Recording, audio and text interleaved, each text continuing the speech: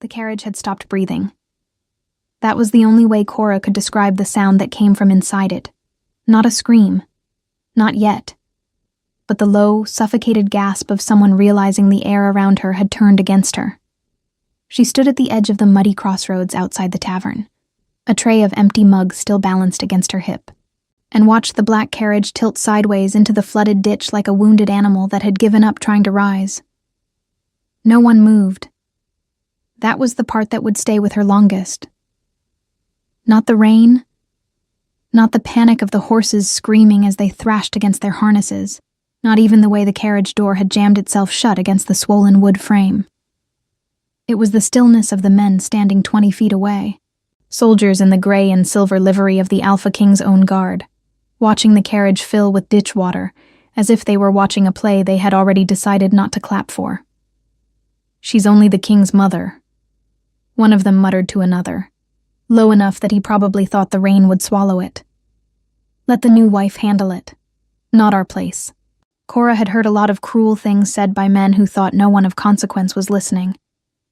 She had poured ale over enough of them to know the shape cruelty took when it believed itself safe. But this was a woman drowning by inches, while 6 armed men decided whose problem she was. She set the tray down on the porch rail without thinking about it. The window of the carriage was crusted with old grime and new rain, but through it she could see a shape pressed to the glass, an arm in fine gray wool beating weakly against wood that wouldn't give. The water inside had to be at her knees already, climbing. "Someone open it," Cora said. Her voice didn't carry the way she wanted it to. Nobody so much as turned their head. She didn't remember crossing the distance. She remembered the cold first. Mud sucking at her boots, water soaking through wool to skin, and then her hands closing around the iron carriage lantern bolted loose at the front corner, wrenching it free with a strength she didn't know her arms had, until the metal tore from its socket and left her palm bleeding. "Move," she said to no one, because no one was trying to stop her, only watching, the way people watch weather. The first strike against the window did nothing but wring her wrist with pain. The second cracked it.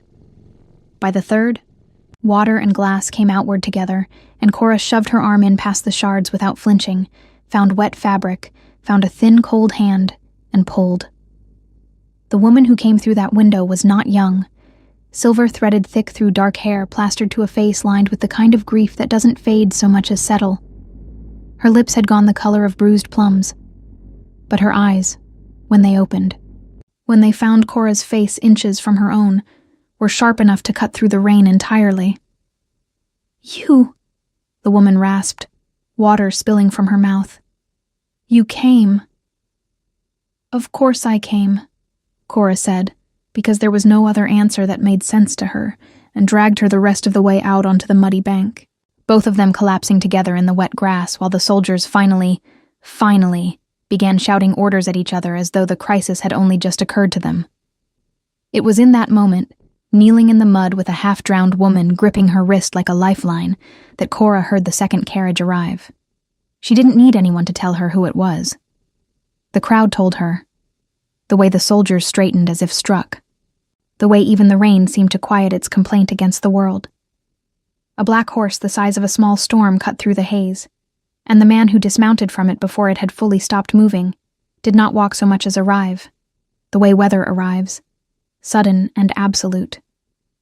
He was tall in the way that made doorways seem smaller, broad through the shoulders beneath a fur-lined cloak gone dark with rain. Dark hair pulled back in tight braids that did nothing to soften the hard architecture of his face. A thin scar crossed one cheekbone, pale against sun-darkened skin. His eyes found his mother on the ground before they found anything else, and something in his expression cracked open for exactly 1 second, raw, unguarded, terrified, before it slammed shut again into something far more dangerous. Who let this happen? His voice was quiet. That was the worst part. Quiet enough that every soldier present went rigid, as though volume would have been a mercy. No one answered. No one dared to. Cora, still kneeling in the mud with the king's mother's hand locked around her wrist, realized distantly that she was the only person in the clearing not afraid of him. She was too soaked, too cold, too furious at the men who had stood and watched a woman drown to have room left for fear of one more man in fine clothes. She was conscious the whole time, Cora said, before she could think better of it. They were going to wait for someone with more authority to decide whether saving her was worth the trouble. The king's gaze swung to her like a blade changing direction. For a moment he only looked at her, at the blood running thin and pink down her wrist where the broken glass had caught her, at the tavern apron soaked through and clinging to her frame, at the fact that she had not let go of his mother's hand even now. "Who are you?" he said. Not a question, not quite. More like he was trying to place her in a world that made sense to him and failing. "Cora," she said, "I work at the Hollow Stag." She tipped her head toward the tavern behind her, as though that explained anything at all, as though a serving girl pulling a queen mother out of a flooded ditch with her bare hands was an ordinary Tuesday. The woman in her arms made a small sound, something between a laugh and a sob, and pressed her cold fingers tighter around Cora's wrist. "Evander," she said to her son, voice cracking on the single syllable. She broke the window with her hands. Your guard stood there and watched. Something shifted behind the king's eyes. Cora watched it happen the way she might watch a storm front roll in over the hills. Slow, then total. He turned, and the soldiers who had stood frozen moments before now seemed to want very badly to disappear into the wet ground.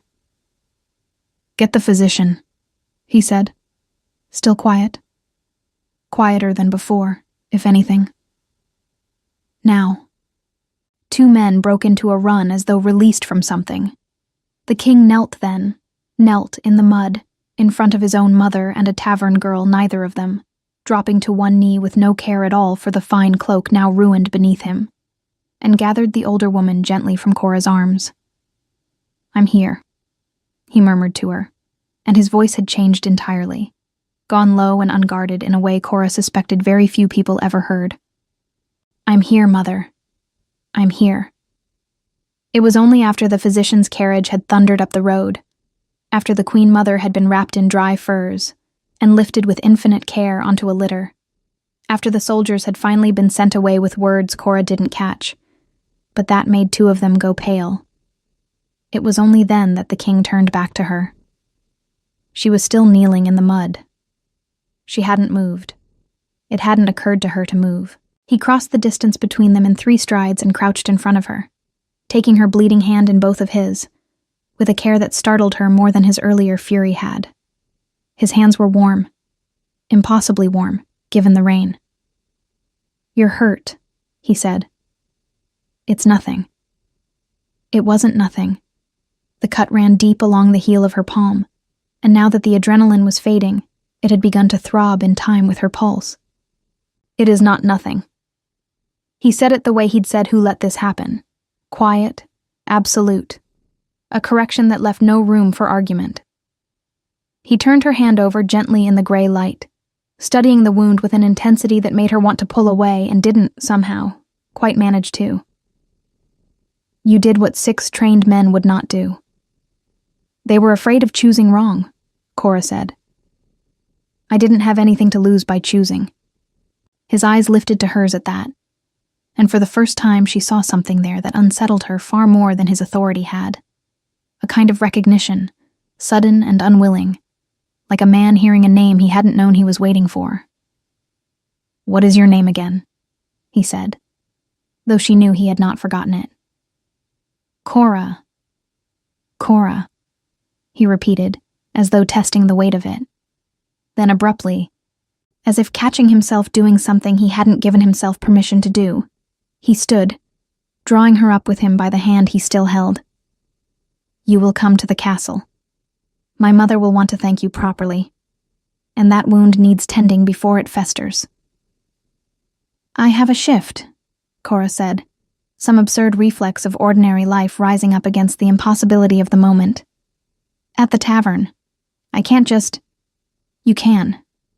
Not unkind, simply final, the way a king's words tended to be. I will speak to whoever requires speaking to." she should have argued further.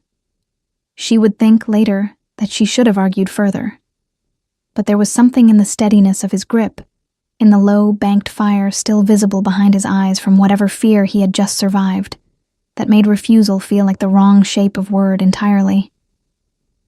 "All right," she said. He didn't smile, but something in his jaw loosened, fractionally, as though he'd braced for a fight he was relieved not to have. Behind them, the broken carriage still sat half-submerged in the ditch, glass scattered like ice across the muddy bank, and the rain went on falling over a crossroads that had, in the space of 20 minutes, quietly rearranged the rest of Cora's life, without asking her permission at all. The castle swallowed her whole. Cora had grown up half a day's walk from its outer walls, and had never once imagined standing inside them. Not as a serving girl carrying ale to soldiers passing through, not as anyone. Now she stood in a corridor lined with tapestries faded soft by centuries of candlelight, her boots leaving wet prints on stone. Someone would have to mop later, and tried not to flinch every time a servant glanced at her ruined apron. "This way," said the woman who'd been sent to fetch her. Not unkind, but brisk, the kind of brisk that came from genuine busyness rather than disdain. "The physician's nearly done with your hand, and then her grace wishes to see you." "Her grace is awake?" Cora asked, surprised. She'd expected exhaustion, fever, perhaps days of recovery before the Queen Mother could manage visitors. "Her grace," the woman said, allowing herself the ghost of a smile, "has been asking for you since she opened her eyes. Wouldn't let the physician near her until she knew you'd been seen to as well." The physician turned out to be an older man with ink-stained fingers, and the gentlest hands Cora had ever felt on an open wound. He cleaned the gash along her palm with something that stung sharply and smelled of crushed herbs, then stitched it closed with quick, sure movements while she stared fixedly at the window to keep from watching the needle. "You'll keep the use of your hand," he said when he'd finished, wrapping clean linen around it. "Though I'd advise against punching out any more carriage windows for at least a fortnight." "I'll try to restrain myself." He laughed, surprised, like he hadn't expected wit from her, and that was the first moment since the crossroads that Cora felt something in her chest loosen. The Queen Mother's chambers smelled of wood smoke and dried lavender, a fire built high against the chill that still clung to her bones. She sat upright against a mountain of pillows. Color returned to her face. Dark hair now dry and loose around shoulders wrapped in a heavy shawl. When Cora entered, she set down the cup of broth in her hands with a clatter that suggested she'd forgotten she was holding it. "There she is." Her voice was stronger now, warmer, though still threaded with the rasp of swallowed ditch water. "Come here, girl. Let me look at you properly."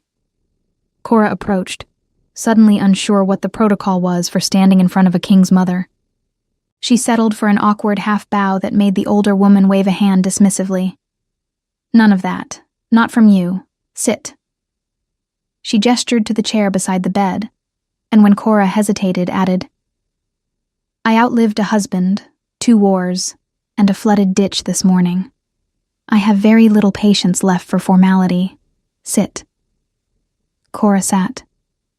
"My name is Wynne," the Queen Mother said, "and I have spent the last hour being told by every soldier who returned from that crossroads exactly why none of them acted, and not one explanation has satisfied me." Her mouth thinned. "They will be dealt with. That is not your concern. What is my concern is that a girl with no obligation to me at all tore a lantern off a carriage wall with her bare hands rather than watch me drown for the sake of propriety." "I wasn't thinking about propriety," Cora admitted. "No, I imagine you weren't thinking about much beyond the fact that someone needed pulling out of the water." Wynne studied her for a long moment, the kind of look that seemed to peel back several layers at once. "What's your story, Cora?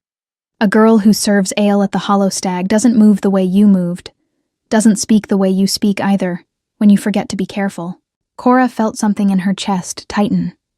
It wasn't the first time someone had remarked on it, the way her vowels sometimes slipped into shapes too refined for a tavern girl, the way she sometimes caught herself standing straighter than the work required. She'd spent 6 years training herself out of those habits, mostly successfully. "My mother kept house for a merchant family before she died," Cora said, which was true, if not the whole truth. "I picked up things. It doesn't mean anything." Wynn's eyes lingered on her face a beat too long, as though she'd heard the door close on something and chosen, for now, not to push it open. Was all she said. Then, briskly, "Well, whatever you were before, you are now the woman who saved my life, and I intend to make that inconvenient for you in the best possible way. You will stay here as my guest until that hand heals properly. I won't hear arguments. Your Grace, I have work." "Your work," Wynn said, "has been compensated for the next month, and your employer informed that you are performing a service to the crown that takes precedence." I am told he wept with gratitude rather than argue the point, which tells me he is either a very loyal man or very afraid of my son. Possibly both. Cora pressed her lips together to keep from smiling. "Possibly both," she agreed. It was 3 days later, in the castle's east garden, that she saw the king again. She hadn't expected to. In the days since the crossroads, she'd glimpsed him only at a distance, crossing courtyards with advisors trailing him like anxious geese, standing at the head of long tables in rooms she wasn't permitted near, his voice occasionally carrying down corridors in tones too low for her to make out words, only wait. He had the look of a man perpetually mid-decision, the kind of exhaustion that came not from lack of sleep, but from the constant pressure of being the only person in a room whose mistakes had consequences for everyone else in it. She found him at the edge of the garden's reflecting pool, alone, no advisors, no guards within easy sight, simply standing with his hands clasped behind his back and his gaze fixed on water gone still and dark with evening. "I didn't think kings were allowed to be alone," she said, before she could stop herself. He turned. Something in his face eased slightly at the sight of her. Not a smile. He didn't seem a man who smiled easily, but a softening around the eyes that hadn't been there a moment before. "Kings aren't," he agreed. "I find moments anyway. It's a small rebellion. Should I leave you to it?" "No." The word came faster than she suspected he'd intended, and a flicker of something almost embarrassed crossed his face before he smoothed it away. "Stay, if you'd like." She came to stand beside him at the pool's edge, close enough to feel the warmth radiating from him, even in the cooling evening air. A strange thing, she thought, for a man who'd been knelt in freezing mud 3 days prior without complaint. "How is your hand?" he asked. "Healing. The physician says I'll barely scar." "Good." A pause. "I haven't properly thanked you." "Your mother has thanked me approximately 40 times since I arrived. I think the debt's been settled several times over." "My mother's thanks and mine are not the same currency." He said it simply, without flourish, and something about the directness of it made her chest go strange and tight. "I keep thinking about how long it took me to reach that crossroads. If you hadn't—" "I did," Cora said, cutting off the thought before he could finish it, because she could see what it would cost him to say it aloud. "She's safe. That's the only part that matters now." He looked at her then with an intensity that made her want to look away, and didn't, quite. "You keep doing that," he said. "Doing what?" "Refusing to let anyone, myself included, sit too long in fear or guilt. You did it at the crossroads, too. You simply decided what needed doing and did it, and left no room for anyone to spiral around the decision." "Someone has to," she said, "or nothing gets done. I've found that out the hard way, mostly." Something flickered behind his eyes. Curiosity, sharp and sudden, the look of a man cataloging a detail he intended to return to later. "The hard way," he repeated. "There's a story in that. There's a story in most things, if you dig long enough." She kept her voice light, deliberately so, and watched him decide not to push, though it clearly cost him something to let it go. "Evander," he said instead, holding out a hand, Not the kind of gesture a king made to a tavern girl, and they both seemed to know it. The strange formality of an introduction 3 days too late. I should have given you my name properly before now. I know who you are, Cora said, though she took his offered hand anyway, his fingers closing warm and careful around hers, mindful of the healing wound across her palm. Knowing a title isn't the same as knowing a name, he said. I'd like you to know mine. The space between them had narrowed without either of them quite choosing it, close enough now that she could see the scar across his cheekbone in detail, the faint lines of exhaustion beneath his eyes that even his bearing couldn't fully disguise. He didn't let go of her hand. She didn't pull it away. Evander, she said, testing the shape of it the way he'd tested hers at the crossroads. Something in his expression shifted. Pleased, almost boyish for half a heartbeat. An expression so at odds with the controlled authority she'd seen him wear that it startled a small laugh out of her. What? He said, though he was nearly smiling now himself. Nothing. You look different when you're not being a king. I'm rarely permitted not to be, he said, and the smile faded into something more contemplative. It's restful, whatever this is. Neither of them named what this was. Neither of them, she suspected, was entirely sure yet. But when a guard's footsteps finally sounded on the garden path, announcing some new urgent matter requiring the king's attention, Evander released her hand slowly, reluctantly, and the absence of his warmth lingered against her skin long after he'd gone. She stood alone at the reflecting pool a while longer, watching the water settle back into stillness, and tried to ignore the small, traitorous warmth unfurling in her chest, because warmth like that, in her experience, was usually the first thing the world took from you once it noticed you'd let yourself feel it. The summons came on the 5th morning, delivered by a steward whose face had gone carefully blank in the way of servants trained never to react to anything.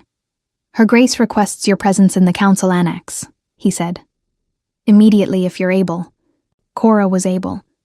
She'd spent the morning in the small guest chamber she'd been given, restless in a way she didn't have words for yet, turning the wrapped bandage on her palm over and over, as though the motion might settle something in her chest that the garden conversation 2 nights prior had unsettled. She followed the steward through corridors she was beginning, despite herself, to learn the shape of. The council annex was smaller than she'd expected. A round room with a single long table, maps pinned to one wall, and Wynne already seated at its head, her face arranged into an expression Cora hadn't seen on her yet. Not warmth. Calculation. Close the door, Wynne said to the steward, and waited until it clicked shut, before gesturing Cora into the chair across from her. I need to ask you something, and I need you to answer honestly, because I think you've been giving me careful half-truths since the day I met you, and I'd like to stop pretending I haven't noticed. Cora's stomach dropped, though she kept her face still. Your Grace. Wynne. And don't Your Grace me into a corner. I've had 3 days to think about a girl who serves ale with the bearing of a woman raised in a manor house, who speaks like someone who once had a tutor correct her grammar, and who flinched. Just slightly, just once, when one of my guards mentioned the name Hawthorne Hall in passing yesterday. Wynne leaned forward. Hawthorne Hall burned 11 years ago. The fire that killed Lord Aldrich Hawthorne and his wife. I remember it because my husband sent men to help fight it. Though they arrived too late to save anyone but a single household guard, who later swore the family's young daughter had died in the blaze alongside her parents. The room had gone very quiet. Cora could hear her own pulse in her ears. She didn't die, Wynne said, gently now, watching Cora's face the way a physician watches for the moment a fever breaks. Did she? Cora sat very still for a long moment, the careful architecture of 6 years collapsing quietly in her chest. No, she said finally, the word coming out smaller than she meant it to. She didn't. Tell me. So Cora told her. The words came slowly at first, then faster, like a dam giving way after years of careful patching. She told Wynne about the night the fire started. Not an accident. She'd always known that, though she'd been only 15 and had no proof. Only the memory of her father's steward, a man named Roswell, standing too calm in the courtyard, while flames ate through the east wing where her parents slept. She told her about waking choking on smoke, about Roswell's hand closing over her mouth, not to save her, but to silence her, about the moment she'd understood with the clarity of pure terror that the man who'd served her father for 15 years intended for her to die in that fire, along with the rest of her family, because a dead Hawthorne heir meant Hawthorne lands, and Hawthorne gold passed cleanly to whoever Roswell had already sold his loyalty to. "I got out through the servants' passage," Cora said. "I don't fully remember how. I remember running. I remember deciding, somewhere in those woods, that Cora Hawthorne had died in that fire, because if she was dead, no one would come looking for her. And if no one came looking for her, she might actually survive long enough to grow up." She looked down at her bandaged hand. "I've been Cora ever since. Just Cora. No house, no name, no inheritance. I built a life small enough that nobody would ever think to ask questions about where it came from." Wynne was quiet for a long moment, her expression unreadable in a way that frightened Cora more than anger would have. 11 years, Wynne said finally. "You've carried that alone for 11 years. It was safer alone." "It was lonelier alone," Wynne corrected, not unkindly. "There's a difference, though I understand why a 15-year-old girl running from a man who wanted her dead might not have known it at the time." She reached across the table and took Cora's good hand in both of hers, the same gesture of fierce gratitude she'd offered at the crossroads. "Do you know what happened to Hawthorne lands after the fire?" "I assumed they were absorbed into the Crown's territories, eventually. Most unclaimed estates are. They were granted," Wynne said carefully, "to a man named Garrick Voss, 8 years ago, on the recommendation of a steward who claimed to have served the Hawthorne family loyally and witnessed the death of the entire bloodline with his own eyes." She watched Cora's face carefully as the name landed. "Garrick Voss currently sits on my son's council. He has sat there for 6 years. He has, in fact, been advocating quite strongly in recent council sessions for increased authority over the Western territories. Territories that include what used to be Hawthorne lands, and several others besides." The floor seemed to tilt beneath Cora's chair. "Roswell," she said. "Is he?" "Still alive, as far as I know. Serving as Voss's household steward, in fact, which I find difficult to believe is coincidence." Wynne's grip on her hand tightened. "Cora, I need you to understand something, and I need you to hear it clearly. You did not stumble into my carriage by accident 5 days ago. The crossroads where we broke down sits on the old road between the capital and the Western territories. Voss's territories. My guards' hesitation to act, their strange paralysis about whose authority it was to save me, I did not think much of it at the time, beyond fury. I am thinking considerably more of it now. You think it wasn't an accident, the carriage. I think," Wynne said slowly, "that I should have died in that ditch, and that several people would have found that outcome very convenient, and that the only reason I am sitting here instead of in a cold vault beneath the chapel is because a girl with every reason to keep her head down and her name buried chose instead to break a window with her bare hands." Cora felt something cold settle into her chest alongside the old grief. Not fear, exactly, though fear was there too. Something sharper. Something that had been waiting 11 years for permission to wake up. "Does Evander know?" she asked. "About any of this?" "Not yet. I wanted to speak with you first." Wynne's eyes were steady, searching. "This is your story, Cora Hawthorne. Your name, your inheritance, your danger. You decide who learns it, and when, and how. But I will tell you this much as a mother who nearly drowned in a ditch 5 days ago. My son does not yet know that the woman who saved my life may have done so at the cost of waking a threat that's been sleeping in his own council chamber for 6 years. I think he deserves to know.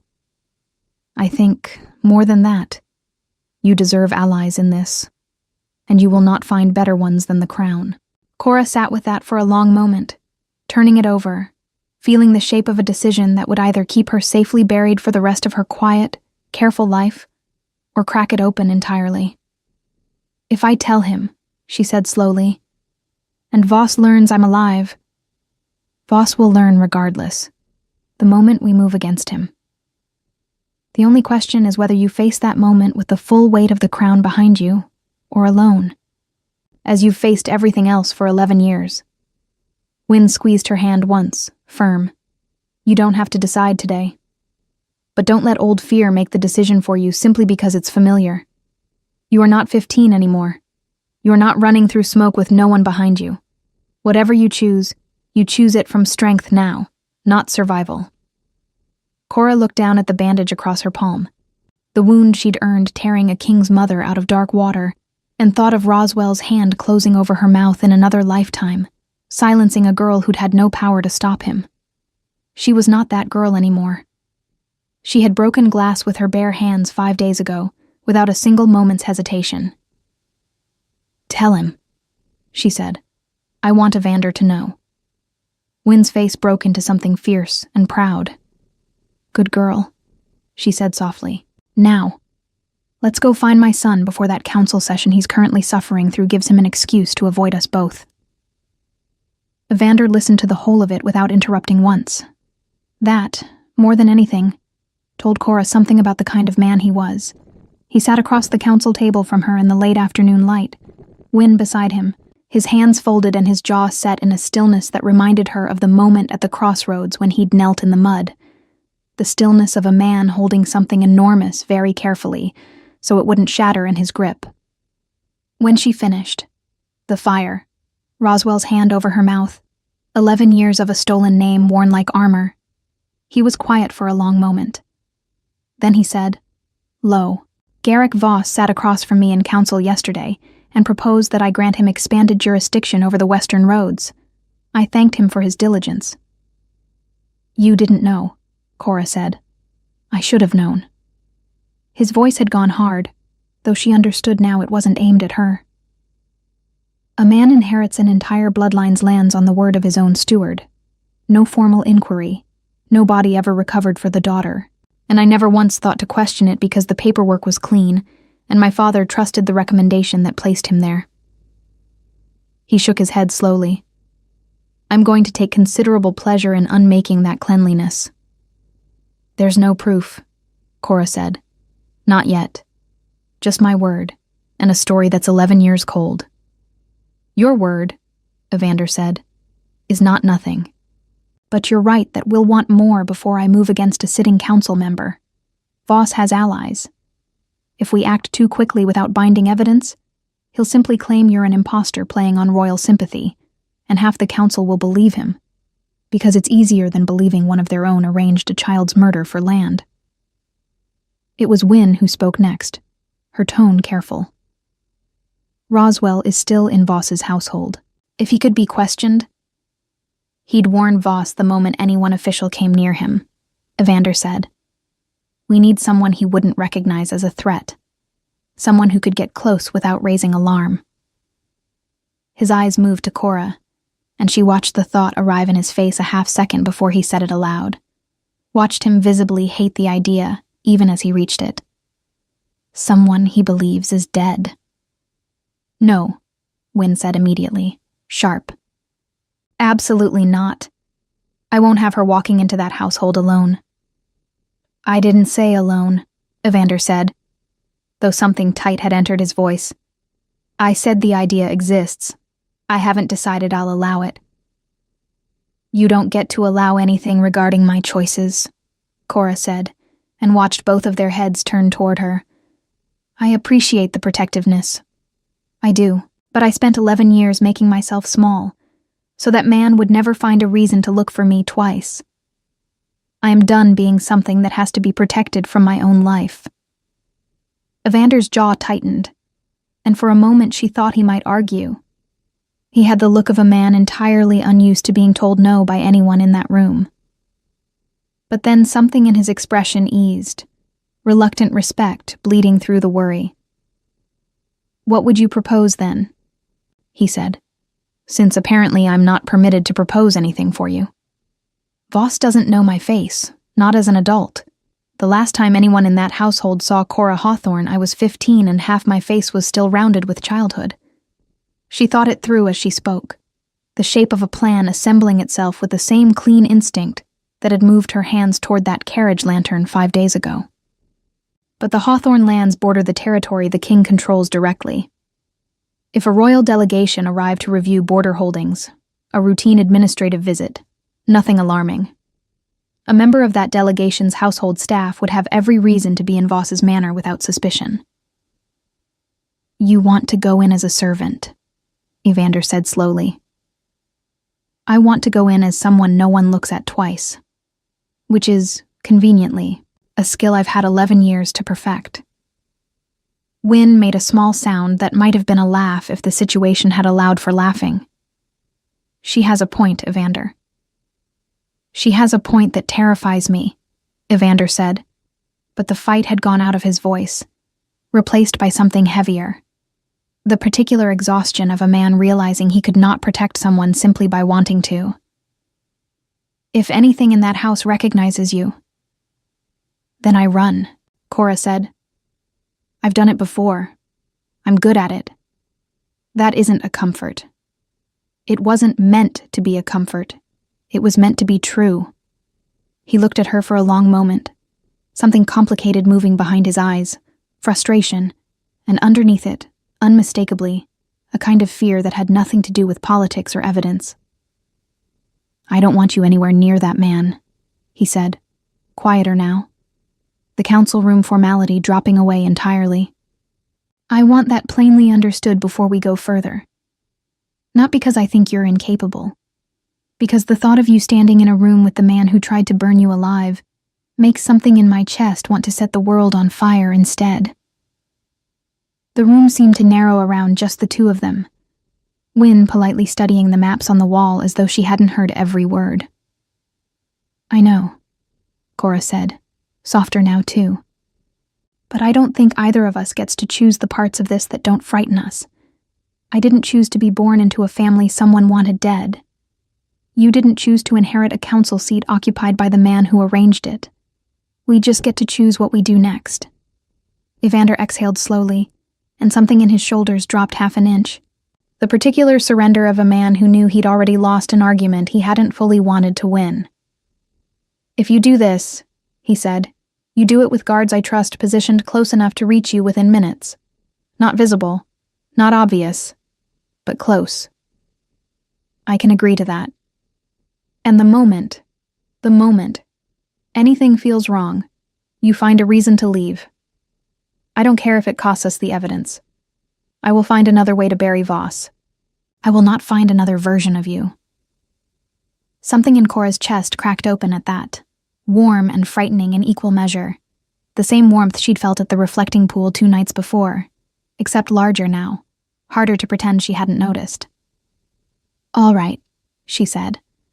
The delegation was assembled within 3 days, a small, unremarkable party led by a minor border official.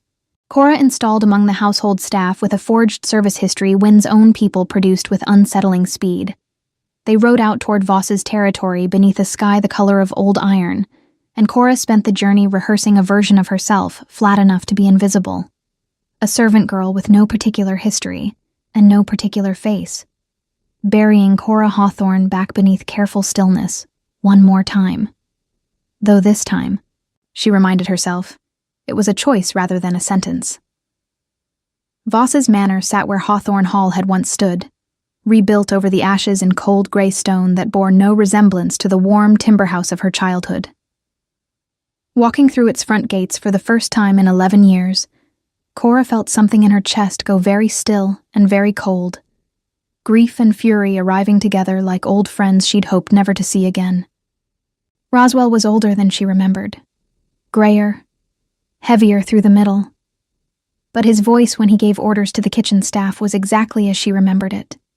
The same flat, unbothered authority of a man who had never once lost a night's sleep over what he'd done. She kept her eyes down. She kept her hands busy. She waited. And on the second night, carrying a tray of wine up the back stairs toward the study where Voss conducted what the household staff called, in lowered voices, his private business. She heard her father's name spoken through a half-open door in a tone that made the careful stillness she'd built crack right down the center. The Hawthorne fire was clean work, Voss was saying to someone Cora couldn't see. Roswell handled it well all those years ago. The only loose thread was always the daughter, and Roswell swore on his life she burned with the rest of them. I trust that's still true. As far as anyone living knows, came Roswell's voice, low and satisfied. Cora Hawthorne has been dead for 11 years. There's no one left to say otherwise. Cora stood frozen on the stairs, the tray trembling almost imperceptibly in her hands, and thought, not for much longer. The tray didn't fall. That was the only mercy Cora allowed herself in that frozen moment on the stairs, steadying her hands around the wine, forcing her breath back into something even, while her father's name still hung in the air on the other side of that door like smoke that hadn't finished rising. She climbed the rest of the stairs as though she'd heard nothing at all. She delivered the wine. She kept her eyes down while Voss thanked her absently, and Roswell didn't so much as glance at her twice. And when she finally reached the servants' passage on the far side of the house, she pressed her back to the cold stone wall and allowed herself exactly one shaking breath before walking, steady and unhurried, toward the kitchen courtyard where a stable boy, one of Evander's men in plain clothes she'd been told, though she hadn't known which one until he caught her eye and gave the smallest nod, stood waiting with the horses. I need to leave tonight, she said quietly. Now, if it can be arranged without drawing attention. It could be, and it was. By the time the moon had climbed fully over Voss's gray towers, Cora was 3 miles down the western road, riding hard beside 2 guards who'd kept their distance from the manor all week without ever once being more than a quarter hour from her, and her heart was still pounding from confirmation she'd both expected and, in some small foolish corner of herself, prayed she wouldn't find. Evander met her in the castle courtyard himself, not waiting for her to be brought to him, his face carved from something between fury and relief in the torchlight. You heard them, he said. It wasn't a question. Voss ordered it. Roswell carried it out. They said it plainly, like men discussing a hunt that went well. She dismounted before he could reach to help her, needing the solid ground beneath her own feet before she let herself feel anything else. It's not just my word against his anymore. There were 2 of them in that room. If I can find even one servant willing to swear they overheard the same conversation. You don't need to find anyone else, Evander said. I have my own people inside that household. They've been listening since the day you walked through those gates, exactly as I promised. His hand came up, not quite touching her, hovering at her jaw as though he needed to confirm with his own eyes that she was whole. It's done, Cora. We have enough. More than enough. The council convened 3 days later, in the largest chamber the castle held, doors thrown open to allow nobles and witnesses alike, because Evander had made it plain from the outset that this would not be settled quietly. No more quiet rooms where men decide whose problem a drowning woman is, he'd said to Wynne the night before, low and certain. This happens where everyone can see it. Garrick Voss stood at the center of that chamber in his fine gray coat, composure cracking by degrees as the evidence was laid out before him. The testimony of 2 household staff who'd overheard his own words through that study door. The financial records Wynne's stewards had quietly assembled over 3 days, showing payments made to Roswell in the months immediately following the Hawthorne fire. And finally, devastatingly, Roswell himself, brought forward in chains, his bravado collapsing the moment he understood the depth of what had already been proven against him. She's dead, Voss said, his composure finally breaking as he turned to scan the gathered nobles, searching for an ally and finding none. The Hawthorne girl died in that fire 11 years ago. There is no possible... I didn't die, Cora said. She stepped forward from where she'd stood at the edge of the chamber, and the entire room seemed to draw breath at once. She had dressed for this moment with Wynne's careful help. Not the servant's plain wool she'd worn into Voss's manor, not the tavern apron from the crossroads, but something simpler and more honest than either. Deep gray, unadorned, the kind of dress a woman might wear who had nothing left to prove and no one left to perform for. Voss's face went the color of old ash. "That's not possible," he said, though his voice had lost all its earlier force. "You're a serving girl, a tavern girl from—" "I was 15 years old," Cora said, and her voice did not shake, though something in her chest was shaking violently enough for both. "I woke up choking on smoke in my own home while a man I had trusted my entire life held his hand over my mouth so I couldn't scream for help. I escaped through the servants' passage because I knew it better than he did, because I'd spent my whole childhood running through that house, and he'd only spent his pretending to serve it." She turned finally to look directly at Roswell, who would not meet her eyes. "I have spent 11 years as no one, with no name, because the alternative was a man who'd already decided I should be dead, finishing what he started. I am done being no one." The chamber had gone utterly silent. Somewhere near the front, Wynne sat with her hands folded tightly in her lap, her eyes bright, watching with an expression that held no surprise at all, only fierce, unconcealed pride. "Cora Hawthorne," Evander said, rising from his seat at the head of the chamber, his voice carrying with the particular authority that required no volume to fill a room. "Daughter of Lord Aldrich and Lady Marin Hawthorne, stands before this council having survived an attempt on her life arranged by Garrick Voss and carried out by his steward Roswell for the purpose of seizing land and title that were never legally Voss's to claim. The evidence presented today is not circumstantial, it is overwhelming." His eyes moved over the assembled nobles, daring contradiction, finding none. "Garrick Voss is stripped of all titles, lands, and council position, effective immediately. He and his steward will stand trial for conspiracy, fraud, and attempted murder of a noble heir. The Hawthorne lands and title are restored, in full, to their rightful heir." Voss made a sound that wasn't quite words, something between protest and disbelief, but the guards were already moving, and the chamber's attention had already shifted past him entirely, toward Cora, toward the strange, impossible fact of a dead girl standing very much alive in the center of a council chamber that had just rewritten 11 years of history in the space of a single hearing. It took weeks after that for the shape of her new life to settle into something she recognized.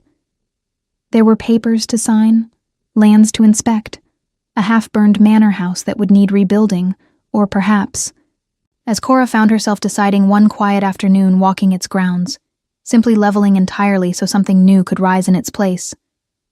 Not a monument to what had been taken from her, but something chosen, something hers. Roswell confessed everything once the weight of evidence made denial pointless, naming names, dates, the precise sum Voss had paid him to ensure no Hawthorne heir survived the fire to inherit. Voss, for his part, never confessed to anything, going to his trial with the same cold composure he'd worn in council, though it did him no good against testimony, records, and a girl very much alive who stared at him across the courtroom without flinching once. Cora found, in the aftermath, that she had expected the verdict to feel like triumph, and instead, it felt mostly like exhaustion. A long-held breath finally released, leaving behind not euphoria, but a kind of quiet, bone-deep relief. The fury she'd carried for 11 years didn't vanish overnight, but it began, slowly, to loosen its grip on her chest, making room for something else to grow in the space it had occupied. She found Evander in the same garden, by the same reflecting pool, on an evening some 3 weeks after the trial's end. The air gone soft and warm with early summer. "I keep waiting for it to feel finished," she admitted, coming to stand beside him without needing to be invited this time. "The lands are mine again. The men who tried to erase me are in chains or worse. And I keep waiting to feel like the girl who ran through that smoke finally gets to rest." "Grief doesn't finish on a schedule," Evander said quietly. "Even justice doesn't undo what happened. It only makes room for what comes after." "And what comes after?" He turned to face her fully then, something steady and certain in his expression that she'd come to recognize over the past weeks as entirely unlike the careful authority he wore in council chambers, something that belonged only to her, offered without performance. "That depends," he said, "on what you want it to be. You could rebuild Hawthorne Hall and live there as its lady, independent, answerable to no one, which I think you have more than earned the right to choose. His hand found hers, careful around the faint scar still visible across her palm. Or you could choose something else. Someone else. I'm not going to pretend I haven't hoped, every day since that crossroads, that you might choose the second thing. But I need you to know the first option is real. I will not have you choose me because you feel some debt for my mother's life, or because the world has finally handed you safety, and you're afraid to ask for more than that. I'm not choosing you out of debt, Cora said. I've had 11 years of choosing survival because it was the only thing available to me. This is the first time in all those years I've gotten to choose something simply because I wanted it. Her fingers tightened around his. I want this. I want you. Not the crown. Not the safety. Though I won't pretend those things don't matter. I want the man who knelt in mud for his mother and meant it. I want the man who let me walk into danger because he respected me too much to cage me from it, even when it terrified him. Something in Evander's face broke open then, unguarded in a way she'd only glimpsed once before, at the crossroads, when he'd thought his mother might be dying. Cora Hawthorne, he said, low. I have ruled this kingdom since I was 23 years old, and I have never once in all that time wanted anything as simply or as completely as I want a future with you in it. She laughed. A real laugh, startled out of her, the first one in longer than she could remember, that didn't carry some old grief folded inside it. That's a very formal way of saying it. I'm a very formal man, generally. The corner of his mouth lifted, that rare, almost smile she'd come to treasure more than she'd admit to anyone. Would you prefer something less formal? I'd prefer the truth, in whatever shape it comes. The truth, he said, is that the day you broke that window with your bare hands, something in me recognized you before I understood why. I have spent every day since trying to be worthy of standing beside someone who chooses what's right, before she's finished being afraid of it. The wedding, when it came that autumn, was modest by the standards of crowns and kingdoms. Wynne had insisted, gently but immovably, that Cora deserved a day that felt like her own, rather than a spectacle built for nobles she barely knew. They held it in the rebuilt gardens of Hawthorne Hall, half-finished still, scaffolding visible against one wing, because Cora had refused to wait for perfection before claiming her own joy. Wynne stood close throughout, beaming in a way that made it clear she considered the whole arrangement at least partly her own doing, which, Cora reflected, it largely was. Roswell and Voss remained where justice had placed them, names spoken now only in old council records, and the occasional cautionary tale told to ambitious men who might otherwise consider betrayal a safe wager. Cora visited the rebuilt Hawthorne lands twice a season, walking grounds that had finally stopped feeling like a grave and started, slowly, feeling like a beginning instead. She kept the tavern apron, in the end, folded carefully in a chest in her new chambers, a strange small relic of the woman who'd broken a window with her bare hands, rather than wait for someone braver to act first. She didn't need it anymore. But she liked remembering that the bravest thing she'd ever done had happened before anyone knew her name at all, before crowns or titles or justice had given her permission to matter. It had simply been her, in the rain, deciding that someone needed saving, and that she would be the one to do it. Everything after that, the throne beside Evander, the lands restored, the long overdue justice finally served, had only been the world catching up to a truth she'd known in her bones since the moment she tore that lantern free, that she had never needed permission to be someone worth listening to. She had only needed, finally, the chance to prove it where everyone could see.